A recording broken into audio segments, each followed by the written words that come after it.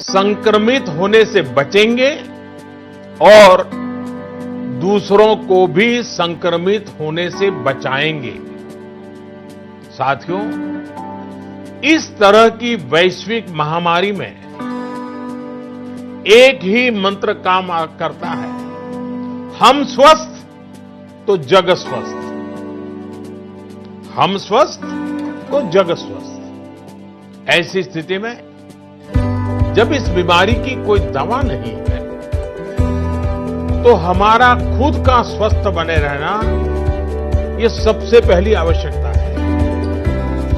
इस बीमारी से बचने और खुद के स्वस्थ बने रहने के लिए दूसरी अनिवार्यता है, वो है संयम।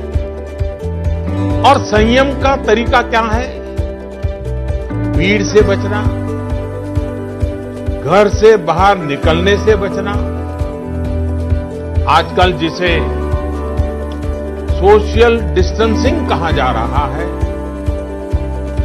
कोरोना वैश्विक महामारी के इस दौर में ये सोशल डिस्टेंसिंग ये बहुत ही ज्यादा आवश्यक है और कारगर भी। हमारा संकल्प और संयम इस वैश्विक महामारी के प्रभाव को कम करने में बहुत बड़ी भूमिका निभाने वाला है। और इसलिए अगर आपको लगता है कि आप ठीक हैं, आपको कुछ नहीं होगा, आप ऐसे ही मार्केट में घूमते रहेंगे, सड़कों पर जाते रहेंगे और कोरोना से बचे रहेंगे, मैं समझता हूं ये सोच सही नहीं है। ऐसा करके आप अपने साथ और अपने प्रियजनों को, अपने परिवार के साथ अन्याय करेंगे। इसलिए मेरा सभी देशवासियों से ये आग्रह है कि आने वाले कुछ सप्ताह तक जब बहुत जरूरी हो तभी अपने घर से बाहर निकलें। जितना संभव हो सके आप अपना काम, चाहे बिजनेस से जुड़ा हो, ऑफिस से जुड़ा हो सके तो अपने घर से ही करें। जो सरकारी सेवाओं में हैं, अस्पताल से जुड़े हैं, जनप्रतिनिधि हैं, जो मीडिया कर्मी हैं, इनकी सक्रियता तो आवश्यक है, लेकिन समाज के बाकी सभी लोगों को खुद को बाकी भीड़भाड़ से, बाकी समारोह से आइसोलेट कर लेना चाहिए। मेरा एक और आग्रह है कि हमारे परिवार में जो भी सीनियर सिटीजन्स हो, 60-65 वर्ष की आयु के ऊपर के व्यक्ति हो, वो आने वाले कुछ सप्ताह तक घर से बाहर न निकलें। मैं फिर से आग्रह करता हूं, 60-65 से ऊपर की आयु वाले हमारे सभी परिवार के जन घर से बाहर न निकलें। हो सकता है कि वर्तमान पीढ़ी पुरानी कुछ बातों से परिचित नहीं हो, लेकिन मैं आपको बताना चाहता हूं, मैं जब छोटा था उस समय हम अनुभव करते थे। उस समय जब युद्ध की स्थिति होती थी तो गांव-गांव ब्लैकआउट किया जाता था, शीशे पर भी कागज लगा दिया जाता था, लाइट बंद रखी जाती थी, लोग रात भर चौकी करते थे और युद्ध न हो तो भी साल में 1-2 बार तो वहां के जो नगर पालिकाएं होती थी वो जागरूक होकर के ये ब्लैकआउट का ड्रिल भी करवाती थी। लोगों को आदत बनी रहे इसके लिए प्रयास करती थी। और इसलिए मैं आज प्रत्येक देशवासी से एक और समर्थन मांग रहा हूं। ये है जनता कर्फ्यू। जनता कर्फ्यू यानी जनता के लिए, जनता द्वारा खुद पर लगाया गया कर्फ्यू। इस रविवार यानी 2 दिन के बाद 22 मार्च रविवार को सुबह 7 बजे से रात 9 बजे तक सभी देशवासियों को जनता कर्फ्यू का पालन करना है। इस जनता कर्फ्यू के दरमियान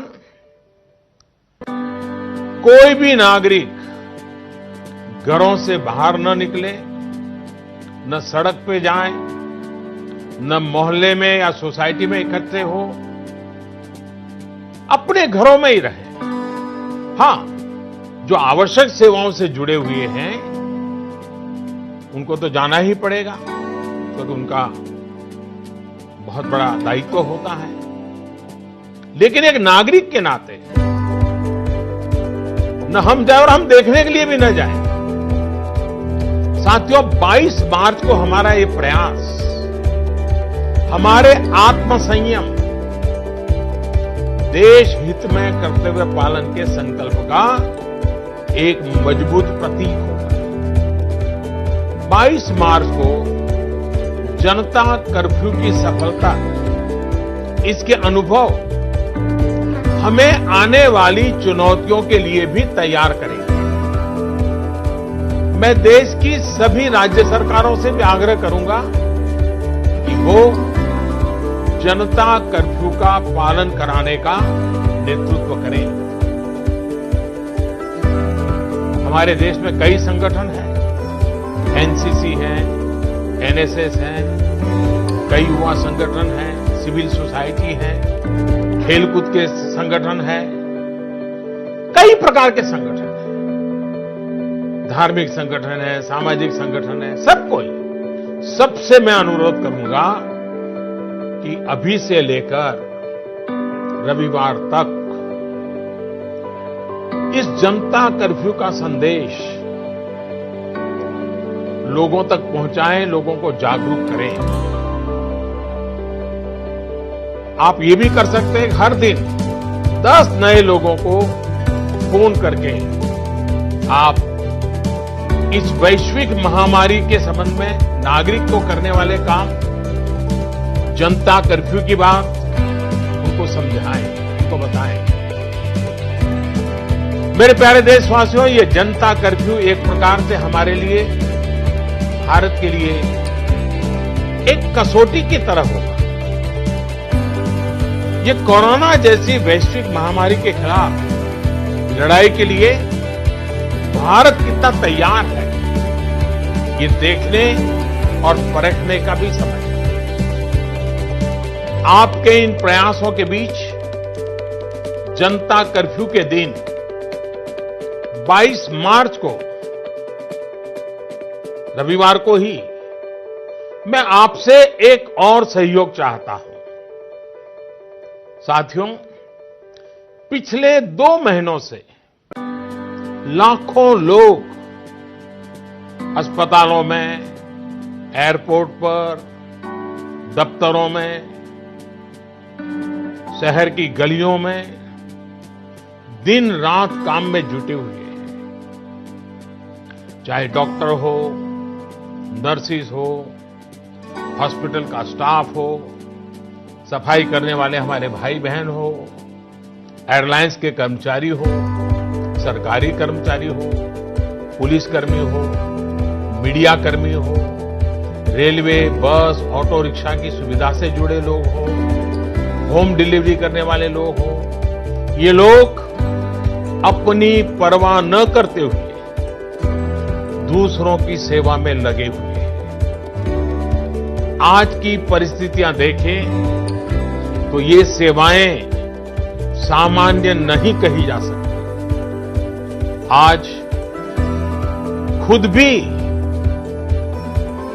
इनके संक्रमित होने का पूरा खतरा मोल लेते हैं।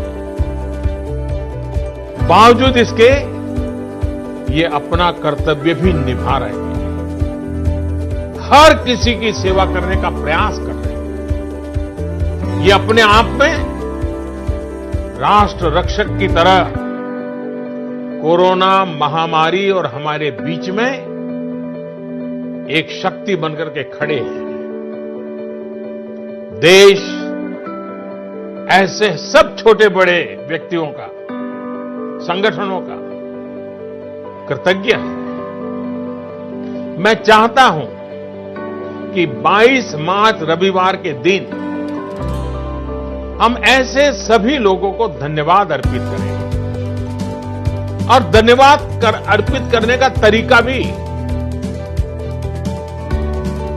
देश के एक एक व्यक्ति को जोड़ सकता है। रविवार